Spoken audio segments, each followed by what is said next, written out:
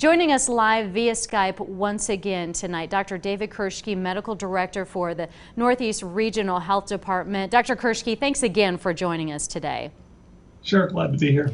Okay, big news from the governor's office, obviously, with the reopening, the rebooting of our economy, starting with restaurants and businesses.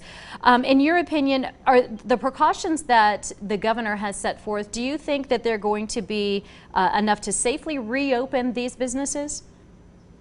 Yeah, I think really the main thing to remember with all this is we're not going back to like a pre-coronavirus level of normal. Everybody will have to pay attention to social distancing, probably more than we have been over the last month or so. So we do expect there could be a surge of cases that we'll have to be prepared for.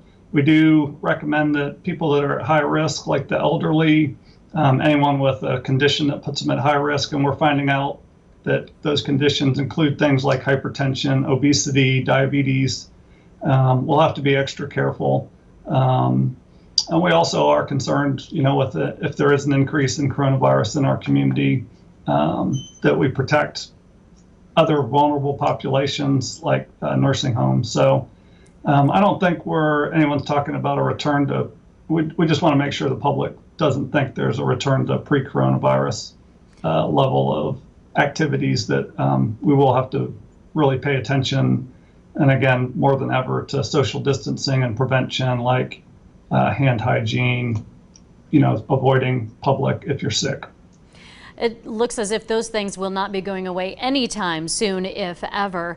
The numbers in our region, compared to other parts of the state, are actually fairly low. Obviously, when you're comparing it to places that are more populated than this area. What do you think about this at this time, restarting the economy for here in Northeast Tennessee? Is this a good time? So there definitely are some positive signs in our region. I think people have been doing a good job at social distancing and staying at home, which have helped our numbers. Any relaxing of that, we could see a surge of numbers. So again, the main thing is people will have to practice social distancing and other prevention measures going forward.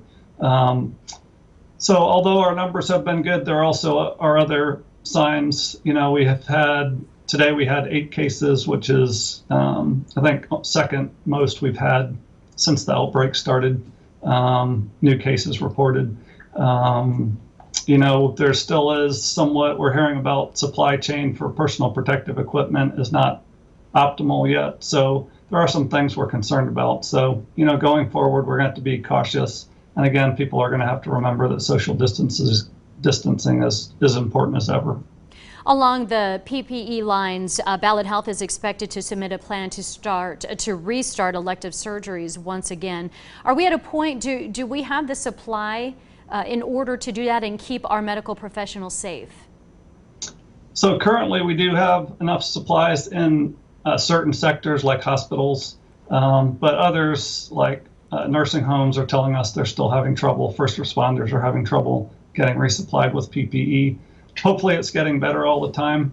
But again, I think we do expect there could be a surge. So one thing we have to know is that we may have to pull back on some of these things and retreat if we do get a surge that's threatening, hospitals or others with being, having more cases than you can safely deal with. So we don't want to get into a crisis standard of care with our healthcare system. So we'll have to carefully pay attention to numbers as a warning signal that we need to pull back on some of these measures potentially in the future. Free testing started, I believe, last weekend here in Tennessee, and so far the numbers have indicated that there wasn't a huge spike, at least in our area, of COVID-19, of positive cases. Does that say good things about our region and what we're doing? So we're happy that there wasn't a big increase from all the testing we did. We did test mostly asymptomatic people, which would have a lower probability of being positive. Again, we still are getting cases from the community. Again, today was our second highest number of positive lab reports that we've gotten since the start. So I think it's a mixture of good signs, but there's also some things that concern us, including an increase in cases among healthcare workers. With everything starting to reopen, albeit slowly, a lot of talk about a second wave of COVID-19, and we've talked about this before.